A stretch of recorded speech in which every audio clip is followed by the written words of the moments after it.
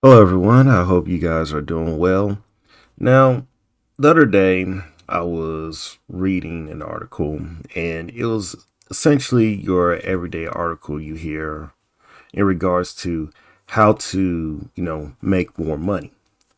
And of course, the usual advice they will give is that you gotta save money, take, 10, 20% of income out of your paycheck, follow Dave Ramsey's advice, yada, yada, this, that, and the third.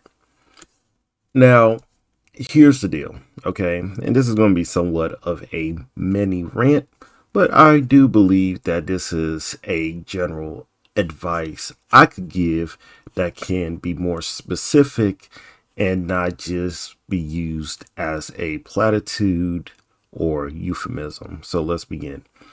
Um, you need to know how to make more money, and you have to make more money.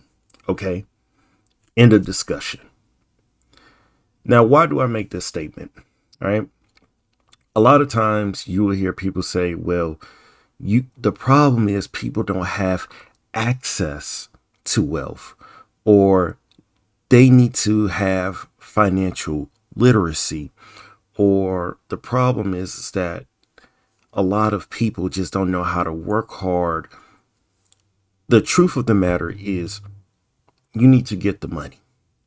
So, for example, let's say you're broke, you have $0, and you need to make a quick $100. You can go ahead and say, hey, you know what? Let me go to school, spend thousands of dollars of debt, yada, yada, this, that, and a third. And you could use some student loan money, and bam, you got a quick $100 there.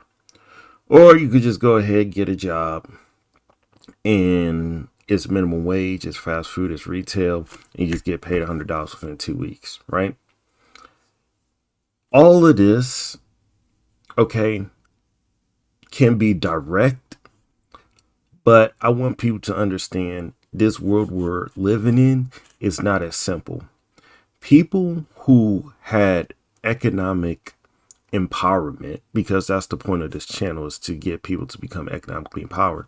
People who became economically empowered in America post 1945, they didn't really do so by becoming financially literate.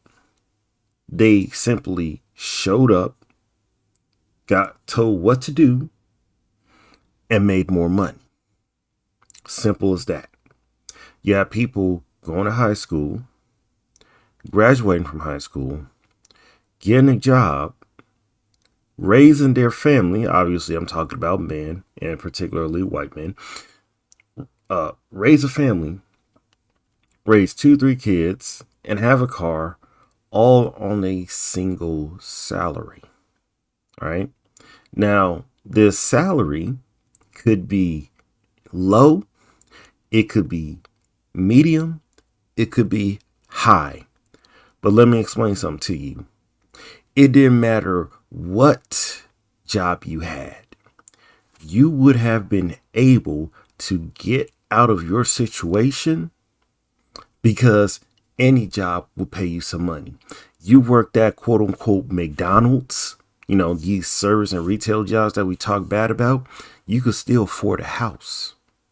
You could still afford getting a car, period. Okay.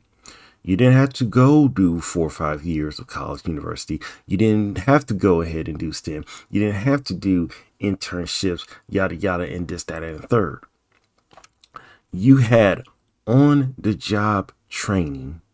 And if you wanted to make more money, you just go to the boss man and say, hey, you know what? I think I could do better. Do you think you could sponsor me?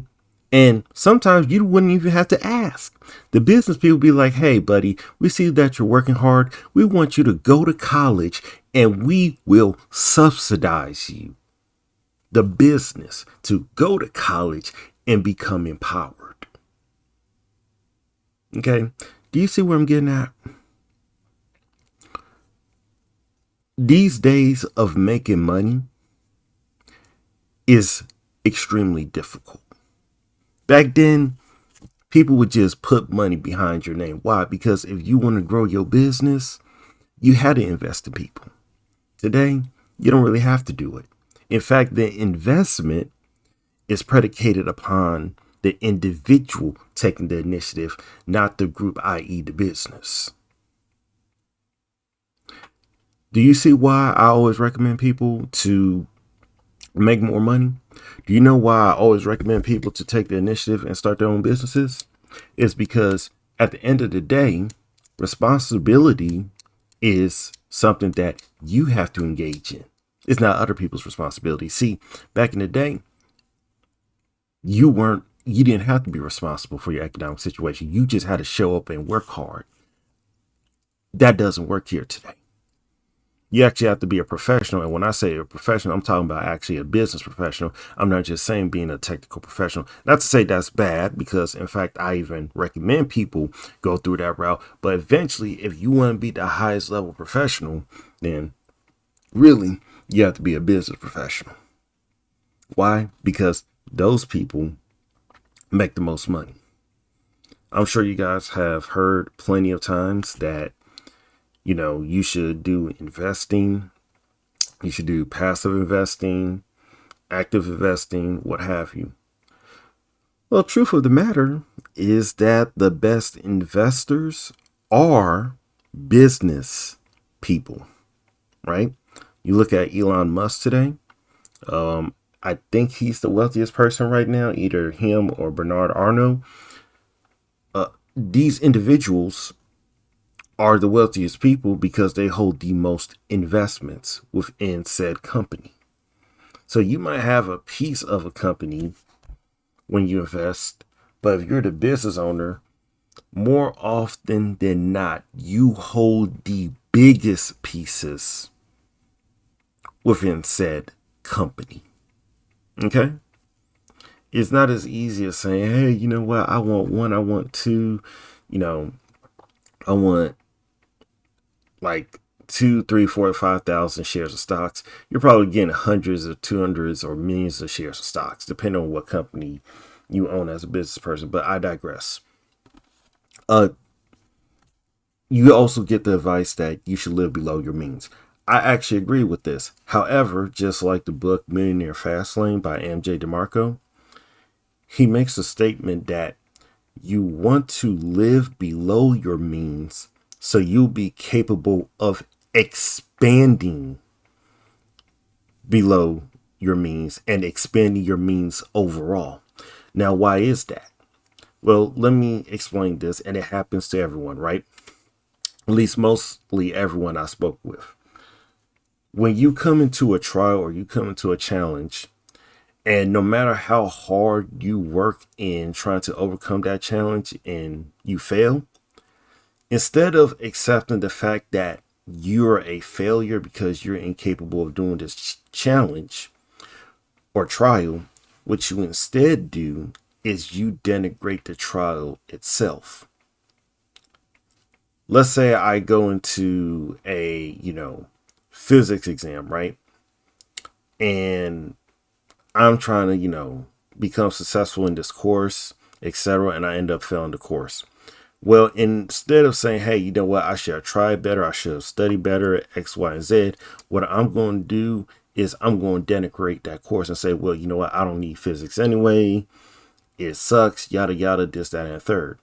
Well, the truth of the matter is that even if said thing was true, you still failed. And two, if you're a physics major, well, you definitely need to pass that course in order to get your degree, right? Well, that's the same thing with a lot of people who espouse to live below your means. If you're making 120K and you're spending about 100 or 110K, then yeah, you should very well live below your means. But you don't live below your means of 120K so you get used to living at 120K. You live below your 120K so that eventually you could expand making more than 120K. That's what you got to do. Because number one, and I state this before, I always state it again, your expenses year over year will always increase. year over year, your expenses will always increase. Your, you know, your assets, your earnings may not be the case. So you always have to take an active approach to making more money and making more cash. Now, that's all I got to say. If you enjoyed the video, leave a like, comment, and that's all I have to say. Take care.